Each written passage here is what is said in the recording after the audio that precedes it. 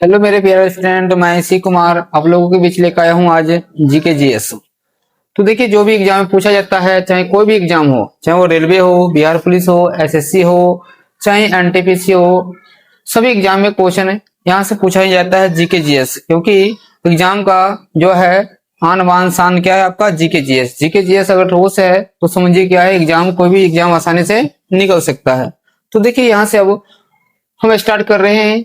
अगर आपको ये वीडियो अगर अच्छा लग रहा है तो इसको लाइक शेयर कमेंट सब्सक्राइब जरूर कीजिएगा।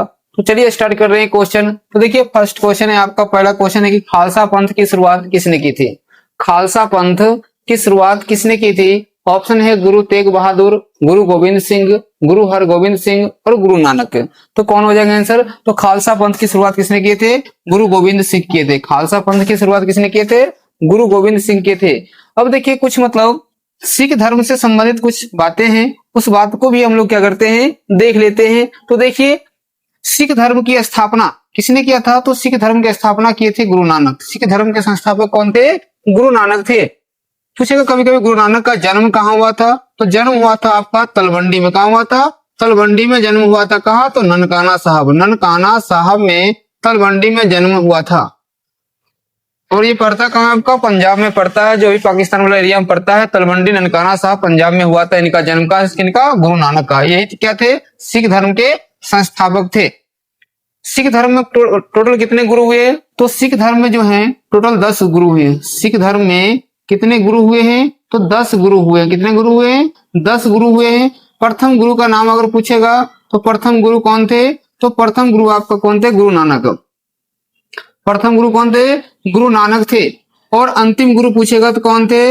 अंतिम गुरु, अंतिम गुरु कौन थे? तो गुरु गोविंद सिंह। अंतिम गुरु कौन थे? गुरु गोविंद सिंह थे अंतिम गुरु। या पूछेगा 10वें गुरु कौन थे? तो 10वें गुरु कौन थे आपका? यही थे गुरु गोविंद सिंह। पूछेगा कभी कभी गुरु गोविंद सिंह का जन्म कहाँ हुआ था? तो जन्म स्थान भी पूछ देते कभी कभी। जन्म स्थान कहाँ है? तो जन्म स्थान है आपका पटना। कहाँ था? पटना में जन्म हुआ था गुरु गोविंद सिंह का। जन्म कहाँ हुआ था? पटना में हुआ था। दूसरा देखिए, गुरुमुखी लिपि, गुरुमुखी लिपि की शुरुआत किसने किया था? तो गुरु अंगद किए थे। कौन किए थे? गुरु अंगद किए थे गुरुमुखी लिपि की शुरुआत। फिर अमृतसर जो है, अमृतसर नगर जो है, इसकी स्थापना किसने किए थे? कौन सा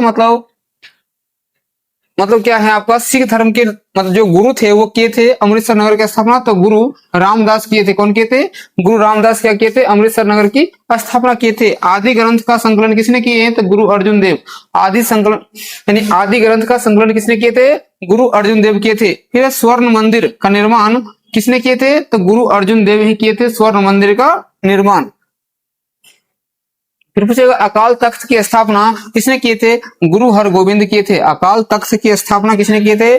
गुरु हरगोविंद किए थे। और खालसा पंथ की स्थापना किसने किए थे? गुरु गोविंद सिंह। यही आपका क्वेश्चन था, क्या था? खालसा पंथ की शुरुआत किसने किए थे? तो गुरु गोविंद सिंह किए थे। आप लोग कमेंट में बताइएगा कि यानी सिख धर्म के 5वें गुरु कौन थे? सिख धर्म के 5वें गुरु कौन थे? ये कमेंट में जरूर बताना है। देखिए, क्वेश्चन है बोला आपका, प्रार्थना समाज के संस्थापक कौन थे? ऑप्शन है आत्माराम पांडुरंग, स्वामी विवेकानंद, राजा राम मोहन राय, स्वामी दयानंद सरस्वती। तो क्या हो जाएगा इसका आंसर? प्रार्थना समाज के संस्थापक कौन है? तो आपका कौन सा हो जाएगा? आत्माराम पांडुरंग। क्या हो जाएगा? आत्माराम पांडुरंग हो जाएगा आपका। क्या है? प्रार्थना समाज के संस्थापक है। तो देखिए, कुछ संस्थापक यानी संगठन देख लेते हैं, उनके संस्थापक कौन है और कौन सा वर्ष किए थे। जैसे आत्मीय सभा के संस्थापक है आपका राजा राम मोहन राय है। कब किए थे? 1815 में। आत्मीय सभा के संस्थापक कौन हो जाएंगे? राजा राम मोहन राय। कब किए थे? 1815 में। ब्रह्म समाज के संस्थापक हो जाएंगे राजा राम मोहन राय। कब किए थे? 1828 में। ब्रह्म समाज के संस्थापक कौन हो जाएगा? राजा राम मोहन राय। और कब किए थे? 1828 में किए थे। यंग बंगाल की स्थापना किसने किए थे? ये किए थे हेनरी डेरेजियो। किसने किए थे? हेनरी डेरेजियो किए थे। कब किए थे? 1826 में किए थे। यंग बंगाल की स्थापना किसने किए थे? हेनरी डेरेजियो ने किए थे। कब किए थे? 1826 में।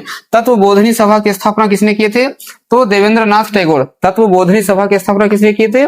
देवेंद्र नाथ टैगोर किए थे। कब किए थे? 1839 में किए थे। प्रार्थना समाज के संस्थापक कौन थे? तो आत्माराम पांडुरंग थे 1867 में। ये क्वेश्चन तो आपका देख लीजिए, प्रार्थना समाज के संस्थापक कौन थे? तो प्रार्थना समाज के संस्थापक कौन थे? आत्माराम पांडुरंग। अगला है आर्य समाज की स्थापना किसने किए थे? दयाराम सरस्वती किए थे। कब किए थे? 1875 में किए थे। आर्य समाज की स्थापना किसने किए थे? दयाराम सरस्वती किए थे 1875 में। कहाँ किए थे? तो मुंबई में किए थे। कहाँ किए थे?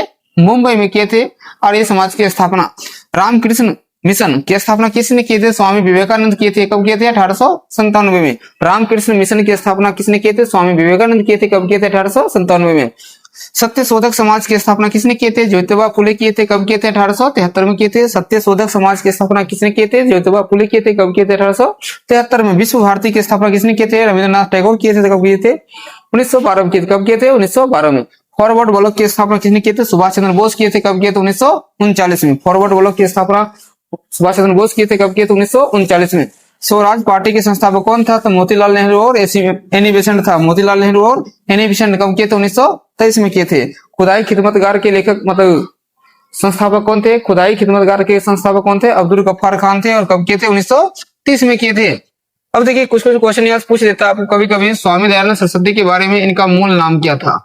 इनका मूल नाम था इसका मूल शंकर। मूल नाम क्या था? मूल शंकर था। क्या नाम था? मूल शंकर। कभी कोई पूछता है इनका जन्म कहाँ हुआ था? तो जन्म हुआ था टंकारा में। कहाँ हुआ था? टंकारा में हुआ था जन्म। कहाँ हुआ था जन्म? टंकारा में हुआ था जन्म। इन्होंने क्या किए थे आपका? तो क्या किए थे? आर्य समाज की स्थापना किए थे। आर्य समाज की स्थापना पूछेगा किसने किए थे? कौन किए थे? स्वामी दयानंद सरस्वती किए थे। आर्य समाज की स्थापना किए थे। कौन किए थे? स्वामी दयानंद सरस्वती। इन्होंने एक नारा भी दिए थे। कौन सा नारा दिए थे? वेदों की ओर लौटो का नारा किसने दिया था? तो वेदों की ओर लौटो का नारा यही दिए थे। वेदों की ओर लौटो का नारा किसने दिए थे? तो स्वामी दयानंद सरस्वती ही दिए थे वेदों की ओर लौटो का नारा। एक अगला क्वेश्चन आपका, कुडनकुलम नाभिकीय विद्युत परियोजना किस राज्य में है? क्या है क्वेश्चन? कुडनकुलम नाभिकीय विद्युत परियोजना किस राज्य में? ये एक ऐसा क्वेश्चन है जो प्रत्येक एग्जाम में क्वेश्चन पूछा ही जाता है नाभिकीय ऊर्जा संयंत्र से, इसलिए इसको घोर के पी जाना है बढ़िया से। यानी कब स्थापना हुआ था ये भी एग्जाम पूछा जाता है, तो पहले देख लेते हैं। यानी क्या क्वेश्चन आपका? कुडनकुलम नाभिकीय विद्युत परियोजना किस राज्य में है? तो कुडनकुलम क्या है? नाभिकीय विद्युत परियोजना किस राज्य में? आपका तमिलनाडु में। कौन सा है? तमिलनाडु में है। कौन सा राज्य में है? तमिलनाडु में है। कुडनकुलम नाभिकीय विद्युत परियोजना कहाँ है? तमिलनाडु में। देखिए भारत के प्रमुख नाभिकीय ऊर्जा संयंत्र देख लेते हैं, जैसे तारापुर कहाँ पड़ता है? महाराष्ट्र में। इसकी स्थापना कब हुआ था? 1972 में हुआ था। रावत भाटा कहाँ पड़ता है? तो रावत भाटा भी पड़ता है, मतलब कहाँ पड़ता है? आपके राजस्थान में पड़ता है। कहाँ पड़ता है? राजस्थान कर दीजिए इसको। कहाँ पड़ता है? राजस्थान में पड़ता है। कब मतलब इसकी स्थापना हुआ था? 1972 में। कलपक्कम कहाँ पड़ता है? तमिलनाडु में पड़ता है। और इसकी स्थापना कब हुआ था? 1983 में हुआ था। नरौरा ये कहाँ पड़ता है? आपका उत्तर प्रदेश। उत्तर प्रदेश के भी कौन सा शहर में? बुंदेलखंड। क्या कहते हैं? बुंदेलखंड में क्या हुआ था आपका? यानी नरौरा पड़ता है। इसकी स्थापना कब हुआ था? 1991 में। काकरापारा ये कहाँ पड़ता है? आपका गुजरात में पड़ता है। और इसकी स्थापना कब हुआ था? 1993 में हुआ था। कैगा कहाँ पड़ता है? कर्नाटक में पड़ता है। और इसकी स्थापना कब हुआ था? 1999 में हुआ था। फिर से देख लीजिए, तारापुर कहाँ पड़ता है? महाराष्ट्र में। रावत भाटा राजस्थान में। कलपक्कम तमिलनाडु में। नरौरा उत्तर प्रदेश में। काकरापारा गुजरात में। कैगा कर्नाटक में। याद हो गया सभी को? फिर एक बार रिपीट कर लेते हैं। तारापुर कहाँ है? महाराष्ट्र में। रावत भाटा राजस्थान में। कलपक्कम तमिलनाडु में। नरौरा कहाँ है? उत्तर प्रदेश में। काकरापारा गुजरात में। कैगा कहाँ है? कर्नाटक में है। ओके, एक बार और रिपीट कर लेते हैं। तारापुर कहाँ है? महाराष्ट्र में। रावत भाटा कहाँ है? राजस्थान में। कलपक्कम कहाँ है? तमिलनाडु में। नरौरा कहाँ है? उत्तर प्रदेश में। काकरापारा कहाँ है? आपका गुजरात में। कैगा कहाँ है? कर्नाटक में है। अब देखिए प्रमुख भारतीय अनुसंधान रिएक्टर क्या देखते हैं? प्रमुख भारतीय अनुसंधान क्या देखते हैं? रिएक्टर वो कहाँ है और इसकी स्थापना कब हुआ था? जैसे अप्सरा, तो भारत का प्रथम जो है परमाणु अनुसंधान रिएक्टर कौन सा है? अप्सरा है। ये कहाँ है? आपका ट्राम्बे में है। और इसकी स्थापना कब हुआ था? 1956 में हुआ था। कब हुआ था? 1956 में। ट्राम्बे मतलब कहाँ पड़ता है? महाराष्ट्र। ट्राम्बे मतलब महाराष्ट्र। समझ जाइए, जहां जहां भी ट्राम्बे लिखा है सब क्या है? आपका महाराष्ट्र में पड़ता है। साइरस कहाँ पड़ता है? आपका ट्राम्बे में पड़ता है। और इसकी स्थापना कब हुआ था? 1960 में हुआ था। पूर्णिमा 1 और 2 ये कहाँ है? आपका ट्राम्बे में ही है, महाराष्ट्र में ही है। 1972 में इसकी स्थापना हुआ था। पूर्णिमा 3 यानी ये भी कहाँ आपका ट्राम्बे में है। इसकी स्थापना कब हुआ था? 1990 में हुआ था। कामिनी ये कहाँ पड़ता है? आपका कलपक्कम में पड़ता है। कहाँ पड़ता है? कलपक्कम। बताइए कौन सा राज्य में कलपक्कम है? तो तमिलनाडु में है। कहाँ है? तमिलनाडु में है। और इसकी स्थापना कब हुआ था? 1997 में हुआ था। ध्रुव ये कहाँ पड़ता है? ट्राम्बे मतलब मुंबई यानी महाराष्ट्र। और इसके स्थापना कब हुआ था? 1985 में। एग्जाम में ये सब क्वेश्चन बार बार पूछा जाता है। देखो अगला क्वेश्चन है आपका, यानी विश्व के प्रमुख नहर, यानी विश्व के जो प्रमुख नहर है वो किसे आपस में जोड़ता है?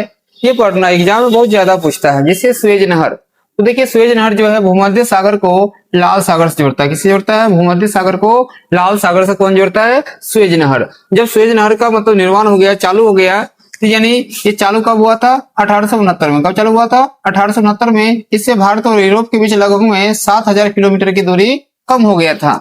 आगे देखिए आपका है कील नहर। कील नहर जो है वो किसको जोड़ता है आपस में, उत्तरी एवं बाल्टिक सागर को क्या करता है आपस में जोड़ता है। कील नहर किससे जोड़ेगा, उत्तरी एवं बाल्टिक सागर को जोड़ता है। पनामा नहर किसे जोड़ता है, प्रशांत महासागर एवं अटलांटिक महासागर को क्या करता है आपस में जोड़ने का काम करता है, किसको, प्रशांत महासागर और अटलांटिक महासागर को। सू नहर किसको जोड़ता है, सुपीरियर झील और ह्यूरोन झील को। सू नहर किसको जोड़ता है, सुपीरियर झील और ह्यूरोन झील को आपस में जोड़ता है। ईरी नहर किसको जोड़ता है, ईरी झील को मिशिगन झील से। ईरी झील को किससे जोड़ता है, मिशिगन झील से। कौन जोड़ता है, ईरी नहर। केपी नहर किसको जोड़ता है, आंध्र प्रदेश को तमिलनाडु से।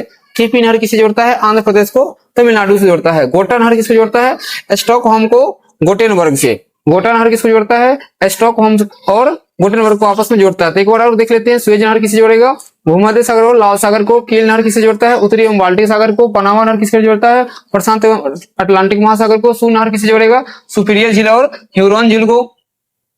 ईरी नहर किसे जोड़ता है, ईरी झील और मिशिगन झील को। केपी नहर किसे जोड़ता है, आंध्र प्रदेश और तमिलनाडु को। गोटा नहर किसे जोड़ता है, स्कॉटहोम और गोटेनबर्ग को। एक बार उल्टा देख लेते हैं, भूमध्य सागर और लाल सागर कौन जोड़ेगा, सुएज नहर। उत्तरी एवं बाल्टिक सागर कौन जोड़ेगा, कील नहर। प्रशांत एवं अटलांटिक महासागर कौन जोड़ता है, पनामा नहर। सुपीरियर झील और ह्यूरोन झील को कौन जोड़ता है, सू नहर। ईरी झील और मिशिगन झील को कौन जोड़ेगा, ईरी नहर। आंध्र प्रदेश और तमिलनाडु कौन जोड़ेगा, केपी नहर। स्टॉकहोम और गोटेनबर्ग को कौन जोड़ेगा, गोटा नहर जोड़ता, सॉरी गोटा नहर है। अब अगर देखिए आचार्य और उनका कुछ सिद्धांत दिया गया था, ये भी एग्जाम में बार बार क्वेश्चन पूछा जाता है और ये याद रहेगा तो एग्जाम में आपको क्वेश्चन बनाना बहुत आसान है। जैसे शंकराचार्य कौन सा सिद्धांत दिए थे, अद्वैतवाद दिए थे। रामानुजाचार्य विशिष्ट द्वैतवाद दिए थे। निम्बकाचार्य द्वैतवाद दिए थे। माधवाचार्य द्वैतवाद दिए थे और वल्लभाचार्य आपका शुद्ध द्वैतवाद दिए थे। यानी फिर से देख लेते हैं, शंकराचार्य कौन सा सिद्धांत दिए थे, अद्वैतवाद दिए थे। रामानुजाचार्य विशिष्ट द्वैतवाद दिए थे। निम्बकाचार्य द्वैतवाद दिए थे। माधवाचार्य द्वैतवाद दिए थे और वल्लभाचार्य शुद्ध द्वैतवाद दिए थे। फिर से देख लेते हैं उल्टा में, अद्वैतवाद सिद्धांत किसने दिए थे, शंकराचार्य। विशिष्ट द्वैतवाद सिद्धांत किसने दिया था, रामानुजाचार्य। द्वैतवाद सिद्धांत किसने दिए थे, निम्बकाचार्य। द्वैतवाद सिद्धांत किसने दिए थे, माधवाचार्य। और शुद्ध द्वैतवाद सिद्धांत किसने दिए थे, वल्लभाचार्य दिए थे। ये भी एग्जाम में क्वेश्चन पूछा ही जाता है बार बार। अब देखिए कुछ शाखा देखते हैं और उसका अध्ययन क्या कहलाता है, कुछ शाखा और उसका अध्ययन क्या कहलाता है। जैसे मान लीजिए सिक्कों का अध्ययन क्या कहलाएगा, न्यूमिस्मैटिक्स कहलाता है। ध्वनि विज्ञान का अध्ययन क्या कहलाता है, एक्वास्टिक्स कहलाता है। कीटों का अध्ययन क्या कहलाता है, एंटोमोलॉजी कहलाता है। पक्षी का अध्ययन क्या कहलाता है, ऑर्निथोलॉजी कहलाता है। रेशम कीट पालन क्या कहलाता है, सेरिकल्चर कहलाता है। मधुमक्खी पालन क्या कहलाएगा, एपीकल्चर कहलाता है। फलों का अध्ययन क्या कहलाता है, पोमोलॉजी कहलाता है।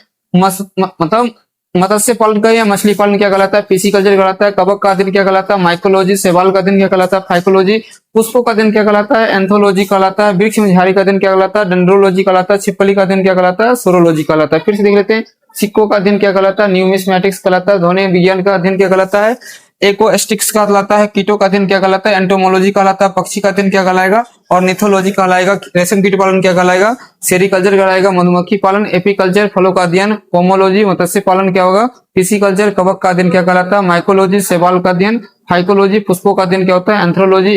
वृक्ष एवं झाड़ी का अध्ययन क्या कहलाता है, डेंड्रोलॉजी। छिपकली का अध्ययन क्या कहलाता है, सोरोलॉजी। चलिए एक बार फिर से मतलब फास्ट में अध्ययन कर लेते हैं। भूमध्य सागर और लाल सागर कौन जोड़ता है, कौन सा नहर, तो सुएज नहर। उत्तरी एवं बाल्टिक सागर कौन जोड़ेगा, कील नहर। प्रशांत एवं अटलांटिक महासागर को कौन जोड़ता है, पनामा नहर। सुपीरियर झील और ह्यूरोन झील को कौन जोड़ेगा, सू नहर। ईरी झील और मिशिगन झील को कौन जोड़ता है, ईरी नहर। आंध्र प्रदेश और तमिलनाडु कौन जोड़ता है, केपी नहर। स्टॉकहोम और गोटेनबर्ग को कौन जोड़ेगा, गोटा नहर।